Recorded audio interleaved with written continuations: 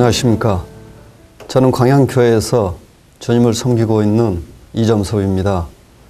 앞으로 8시간에 걸쳐서 요한계시록에 대해서 여러 성도님들과 함께 성경을 통해서 앞으로 있을 일들에 대하여 살펴보는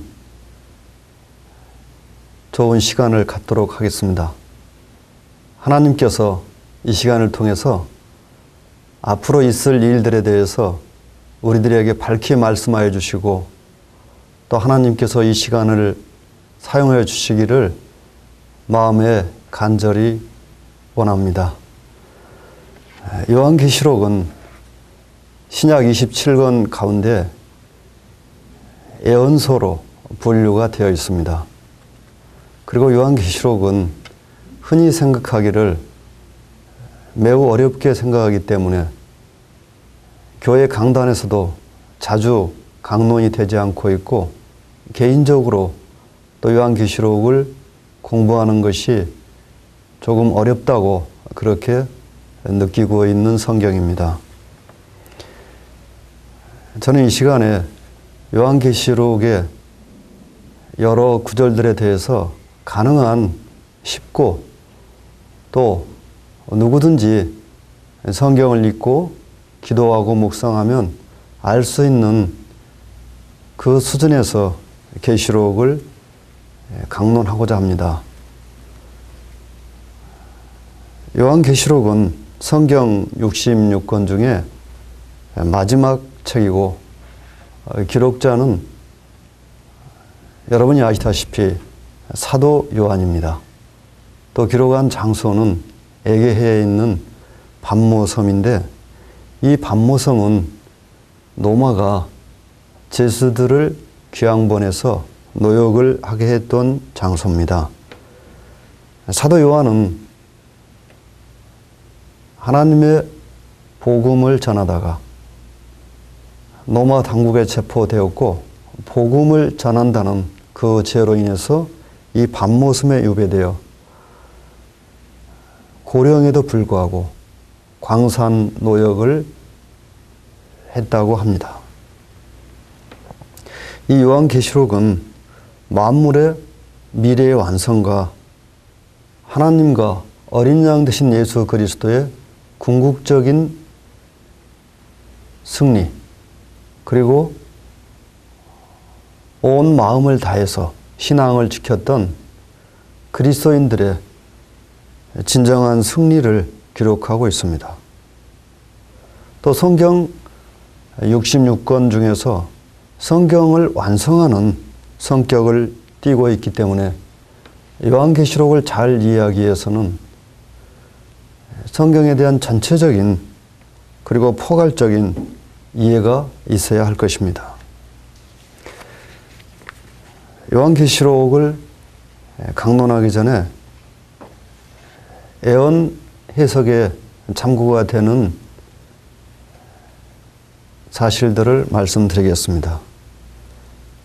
우리 주 예수 그리스도의 재림 시기에 따라 애언 해석을 달리하는 사람들이 크게 셋으로 구분이 됩니다. 즉 이것은 우리 주님이 천년왕국 전에 재림하시느냐, 천년왕국 후에 재림하시느냐, 또 이 천년왕국이 문자 그대로 지상에 이루어지는 것이냐, 아니면은 이 천년왕국은 상징적인 왕국이냐, 여기에 대해서 그리스도인들 간에도 분별의 차이가 있기 때문에 우리 주님의 이 재림 시기는 애언을 해석하는 데 있어서 매우 중요한 위치에 있습니다. 첫 번째, 어떤 그리스도인들은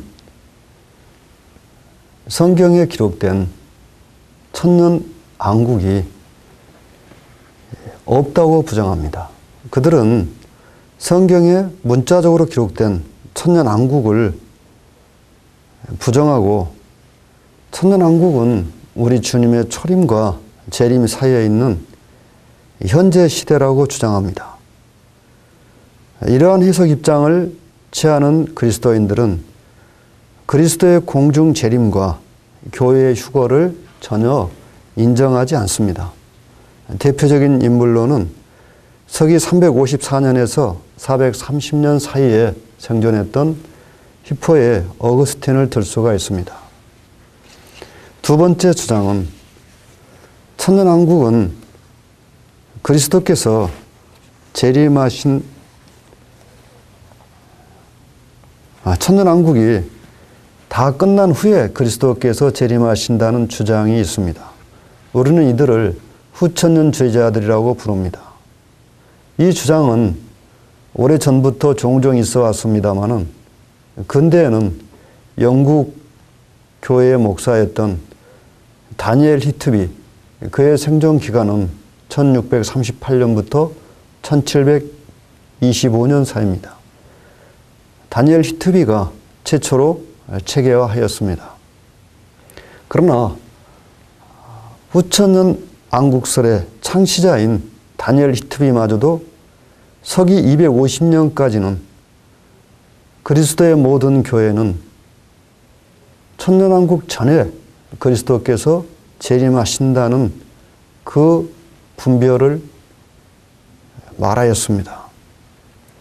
후에 영국 국교회는 후천년주의를 거부했고 다니엘 히트비의 책은 이단서로 낙인 찍혀 모두 불태워졌다고 합니다.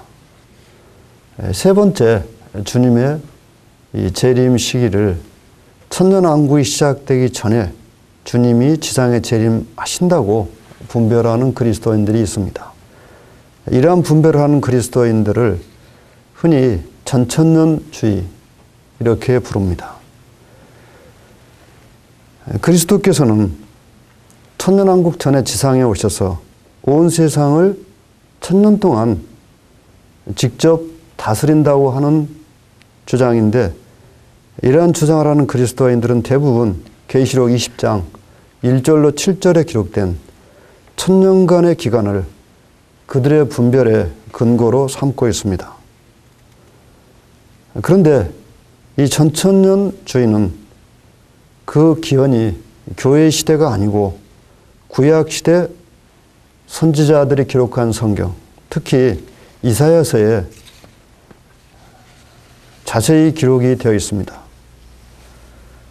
우리가 교회 역사를 살펴보면 사도시대를 포함해서 서기 250년까지 교회의 모든 지도자들은 천년왕국 이전에 그리스도께서 재림하신다는 전천년 왕국설만을 받아들였습니다. 참고로 말씀드리면 서기 30년부터 100년 사이에 전천년 왕국설을 지지했던 교회 유명한 성도들은 안드레, 베드로, 빌립, 도마, 야고보, 요한, 마태, 또 장로 요한, 이러한 분들이 있었는데 이것을 증언한 분은 사도 요한의 제자였던 폴리갑과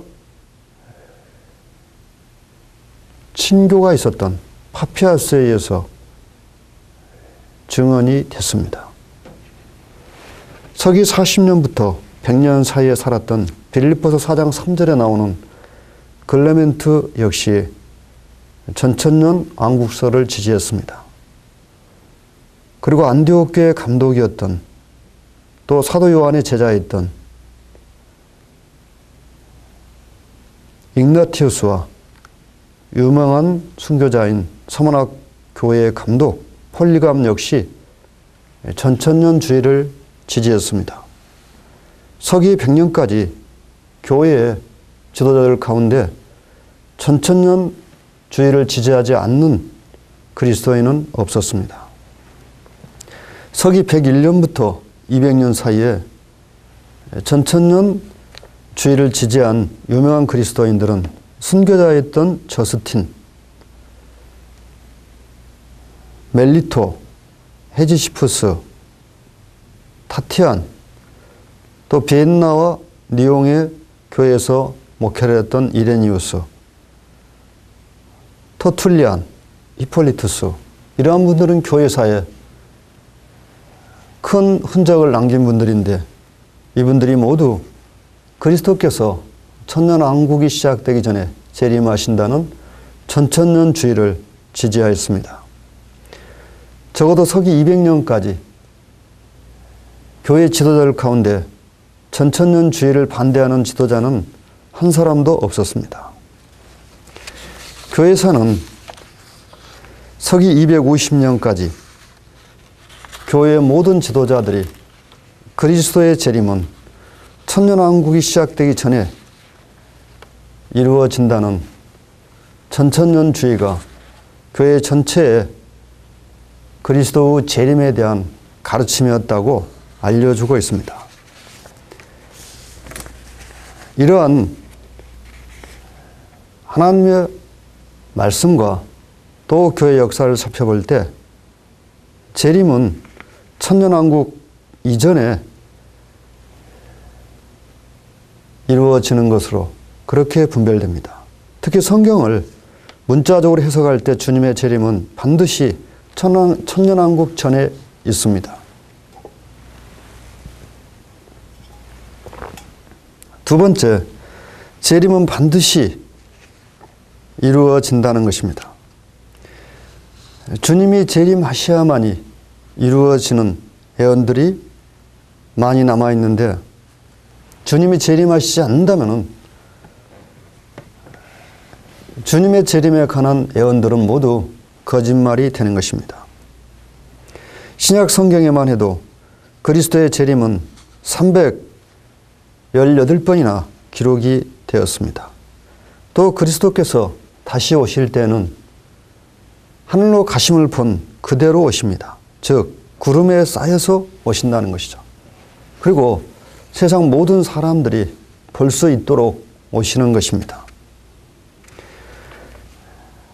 그리스도의 재림을 사람들이 육안으로 볼 수 있는 방법 외에 다른 방법으로 이루어진다고 주장하는 사람들은 성경의 말씀의 범위를 벗어나가는 것이며 그러한 가르침들은 성경을 잘못 이해하는 데서 오는 오류로 그렇게 생각이 됩니다. 그런데 그리스도께서 천년왕국 이전에 재림하시는 것을 믿는 사람들도 이 요한계시록을 해석하는 데 있어서는 서로 분별의 차이가 있습니다.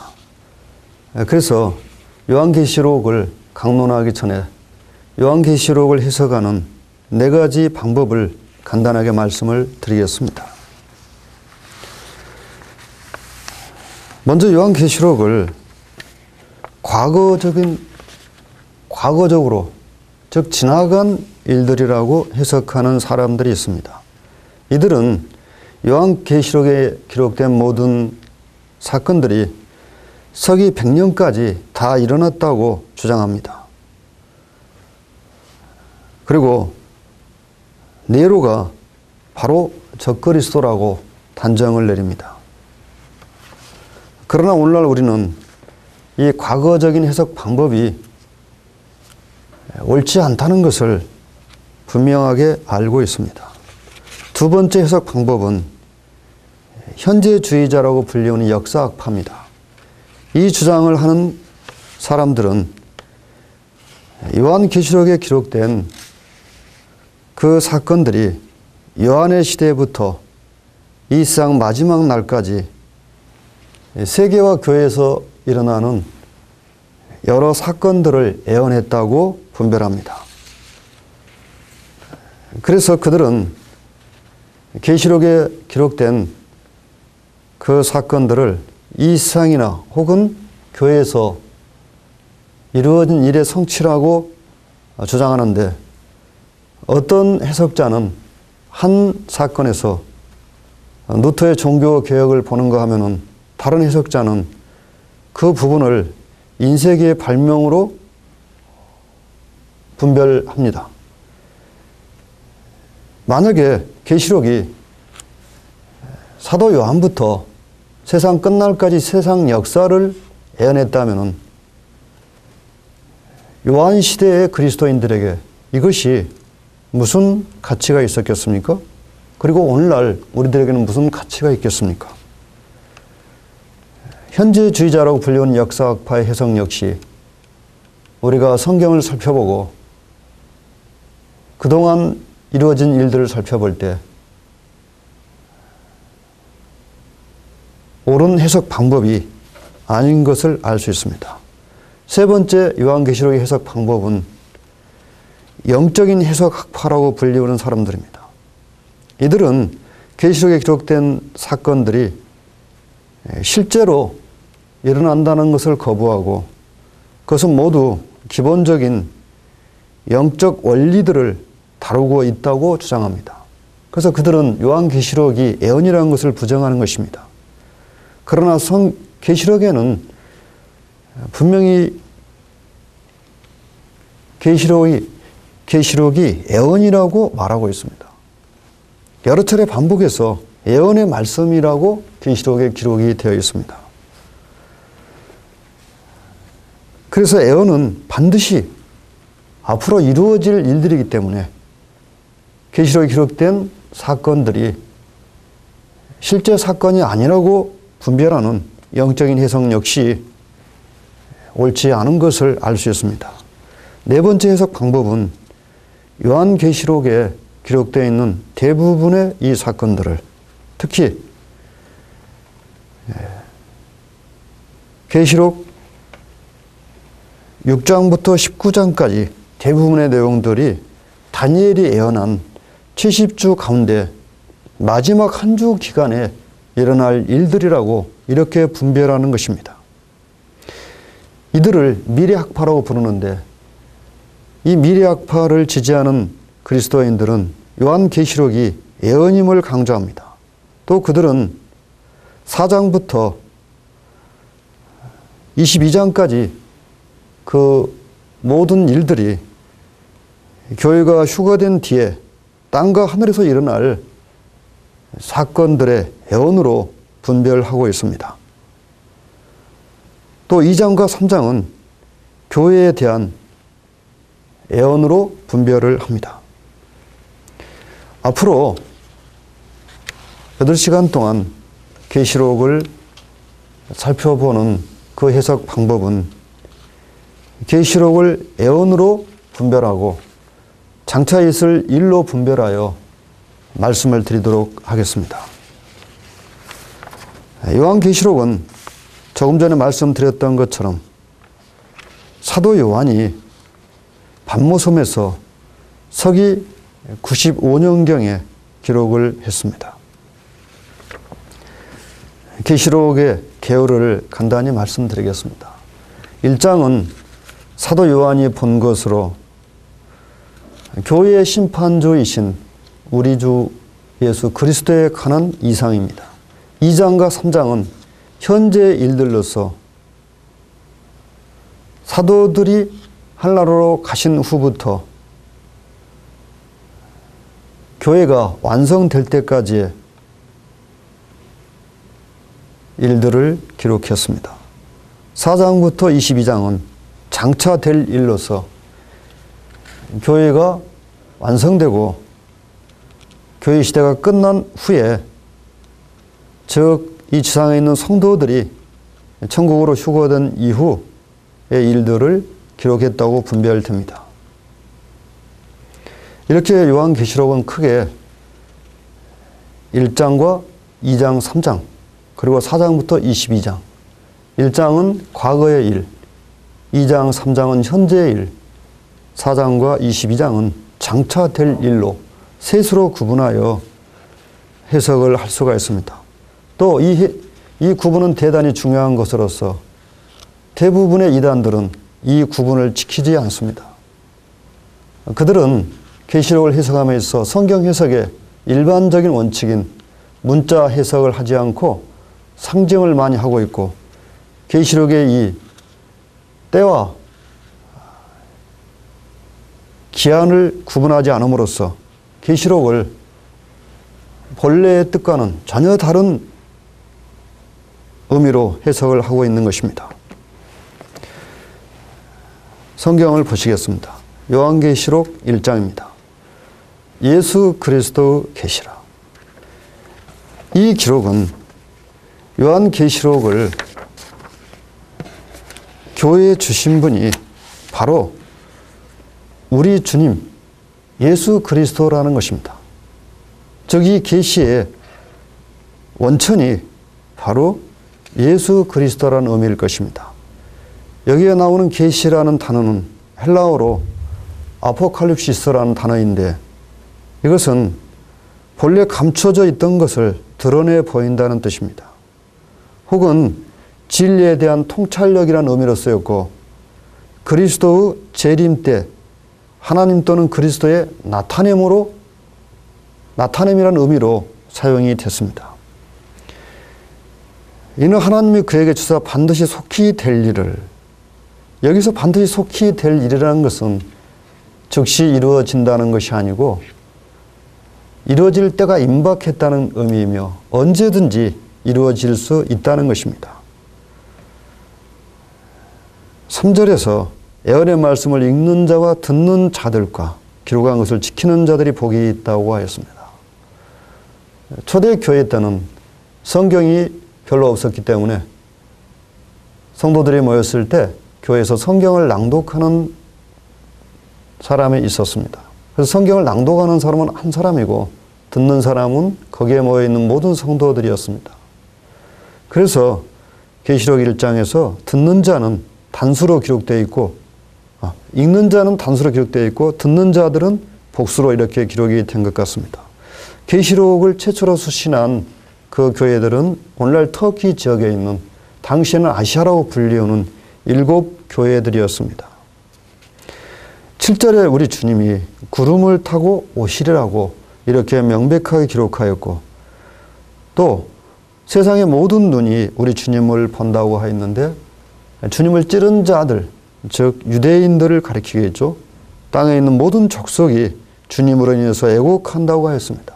이것은 주님이 지상에 재림하셔서 그때까지 주님을 믿지 않는 사람들을 이제 심판하실 때 그들이 모두 두려움에 떨 것을 가르쳐 주고 있습니다. 주 하나님이 가라사대 나는 알파와 오메가라. 이제도 있고 전에도 있었고 장차 올 자요 전능한 자라 하시더라. 우리 하나님께서는 처음과 끝이 되시는 분이십니다. 또 하나님은 이제도 있었고 전에도 있었고 장차 올 자요 영원하신 분이시죠. 그런데 8절에서 가리키고 있는 하나님은 성자 하나님인 것으로 이렇게 깨달아집니다. 나 요한은 너희 형제요 예수의 환난과 나라와 처음에 동참하는 자라. 하나님의 말씀과 예수의 증거를 인하여 반모라 하는 섬에 있었더니. 좀 전에 말씀드렸습니다마는 사도 요한은 우리 주님의 복음을 전하다가 로마 당국에 잡혀서 반모라는 그 돌두성이의 섬에 유배를 당했습니다. 그곳에서 그는 주의 날, 즉 주의 첫날에 성령의 감동을 입었는데 그에 대해서 나팔소리와 같은 큰 음성을 듣게 됐습니다. 이것이 그가 요한계시록을 성령의 감동으로 받게 된 시작입니다. 주의 날에 대한 분별은 크게 2가지로 분별을 할 수가 있습니다. 첫 번째는 단순히 주의 첫날인 즉 오늘날 우리가 말하는 주일의 개념이 있고 두 번째는 하나님께서 이 불신 세상에 공개적으로 개입하셔서 하나님의 주 되심을 나타내시고 불신자들을 낮추시는 환난의 그 때를 가리키는 것으로 보입니다.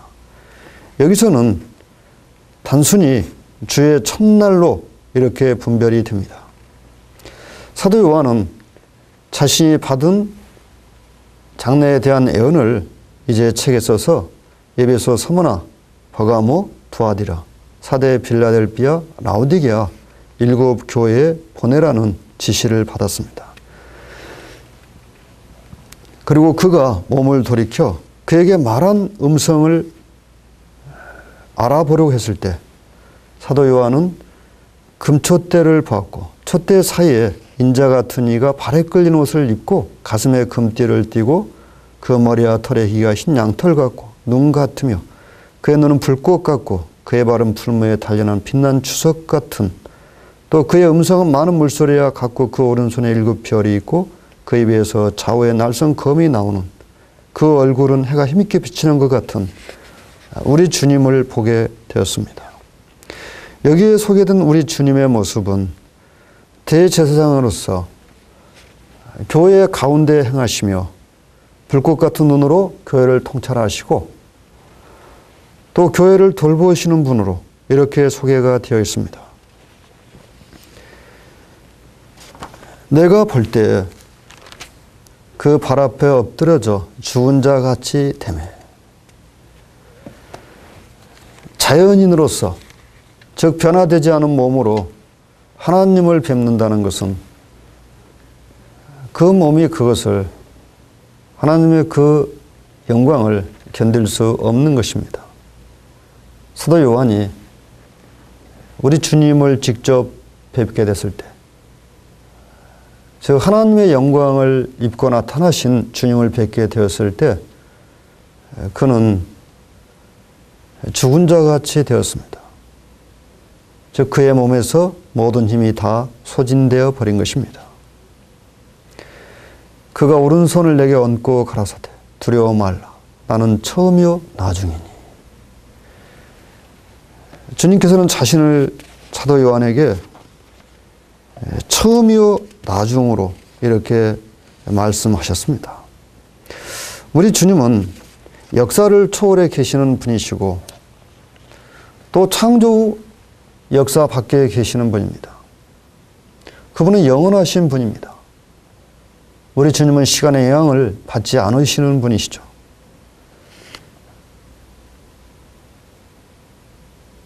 곧 산자라 내가 전에 죽었으나 볼지어다 이제 세세토록 살아있어 사망 가운데 열쇠를 가졌노니.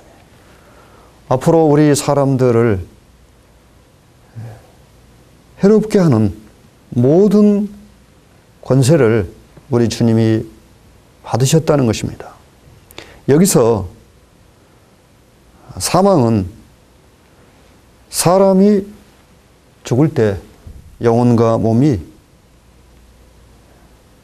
분리되는데 사망은 그 죽은 몸을 가리키고 있고 음부는 혼이 거하는 장소이기 때문에 혼을 가리킨다고 그렇게 분별됩니다. 주님께서는 삶과 죽음을 주장하시는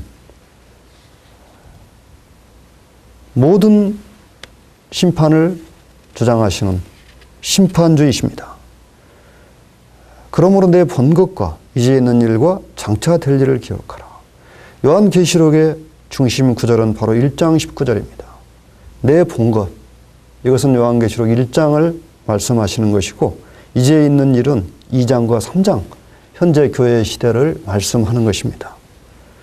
장차 될 일은 4장부터 22장까지 교회 시대가 끝난 후의 일들을 말씀하십니다. 내 본 것은 내 오른손에 7 별의 비밀과 7 금촛대라. 7 별은 7 교회의 사자요 7 촛대는 7 교회니라.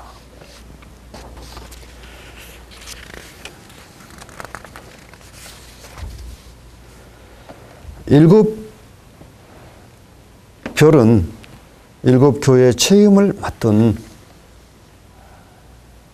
교회 인도자들을 가리킬 것입니다. 또 7 촛대는 주님이 직접 말씀하신 대로 7 교회를 가리키고 있습니다. 우리는 2장과 3장에서 이제 이 7 교회가 차례로 주님에게 칭찬과 책망을 받고 위로와 격려를 받는 모습을 볼 수 있습니다. 2장을 보시겠습니다. 에베소 교회 사자에게 편지하기를 오른손에 7별을 붙잡고 7 금초대 사이에 다니시는 이가 가라사대 내가 내 행위와 수고와 내 인내를 알고 또 악한 자들을 용납지 아니한 것과 자칭 사도라 하되 아닌 자들을 시험하여 그 거짓된 것을 내가 드러낸 것과 또 내가 참고 내 이름을 위하여 견디고 게으르지 아니한 것을 아노라. 그러나 너를 책망할 것이 있나니 너의 처음 사랑을 버렸느니라. 그러므로 어디서 떨어진 것을 생각하고 회개하여 처음 행위를 가지라. 만일 그리하지 아니하고 회개치 아니하면 내가 내게 임하여 내 촛대를 그 자리에서 옮기리라. 2장과 3장에 기록되어 있는 각 교회별 상태는 에베소 교회는 1세기 교회로서 일반적으로 칭찬을 받고 있습니다만 주님에 대한 처음 사랑을 잃어버린 교회로 책망을 받고 있습니다.